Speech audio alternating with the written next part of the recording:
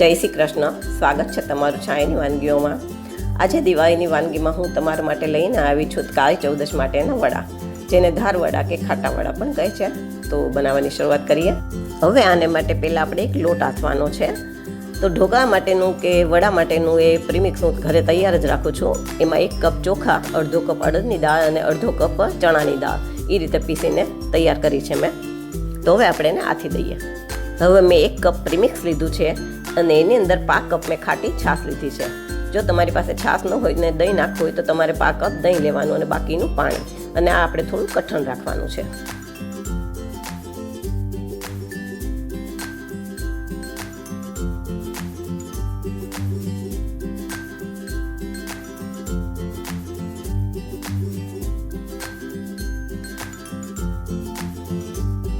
છાશ, પાણી અને લોટને બરાબર મિક્સ કરી ઢાંકી અને 6 કલાક માટે કે ઓવરનાઇટ તમે એને રાખી શકો છો કોઈ બી ગરમ જગ્યાએ.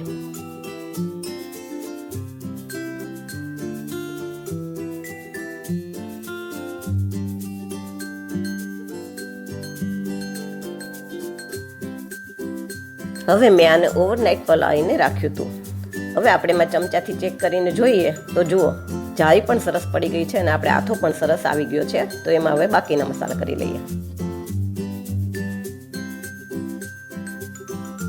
હવે એમાં 1 ચમચી મીઠું, અડધી ચમચી હળદર, 1 ચમચી મરચું, 1 ચમચી ધાણા જીરું, થોડી હિંગ, 1 ચમચી આદુ મરચાંની પેસ્ટ, 1 ચમચી સફેદ તલ અને અડધી ચમચી અજમો હાથેથી મસળીને નાખશું.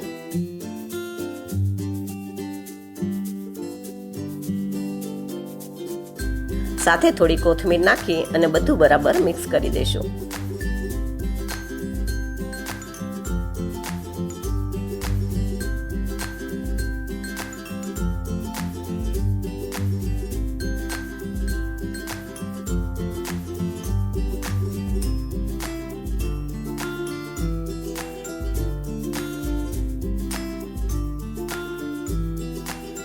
હવે આને ઢાંકી અને 10 મિનિટ રેસ્ટ આપશું.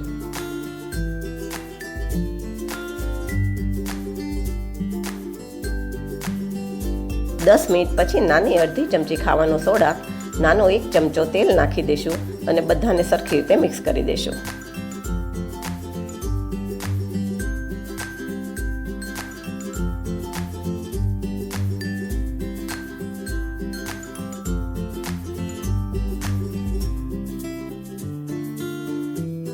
હવે મેં વડા બનાવવા માટે ચોપિંગ બોર્ડ ઉપર એક કોટનનો રૂમાલ લીધો છે. તમે કોઈ બી કોટનનું કપડું લઈ શકો છો અને એને થોડો ભીનો કરી અને પાથરી દીધો છે.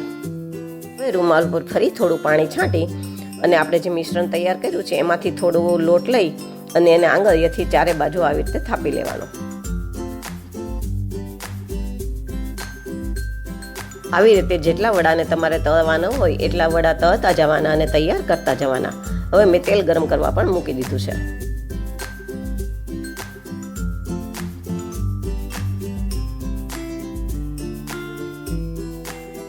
જો તમને મારી વાનગીઓ પસંદ આવે તો મારા વિડીયોને લાઈક કરજો, શેર કરજો અને મારી ચેનલને સબસ્ક્રાઈબ કરજો.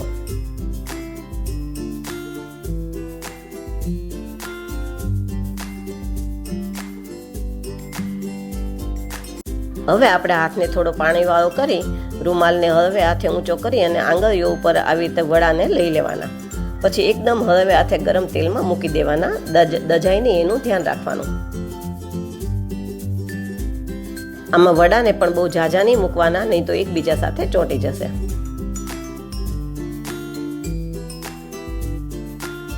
હવે આપણે જારાથી તેલ થોડું થોડું વડા ઉપર નાખતું જવાનું અને 1 મિનિટ જેવું થાય પછી એને પલટાવાના.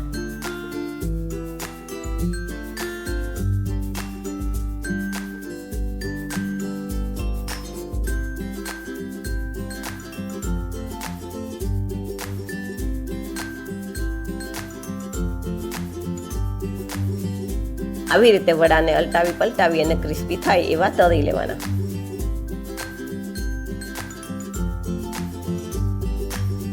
તમે જોઈ શકો છો આપણા વડા સરસ તળાઈ ગયા છે અને આપણે સ્લો ટુ મીડિયમ ગેસે તળવાના છે.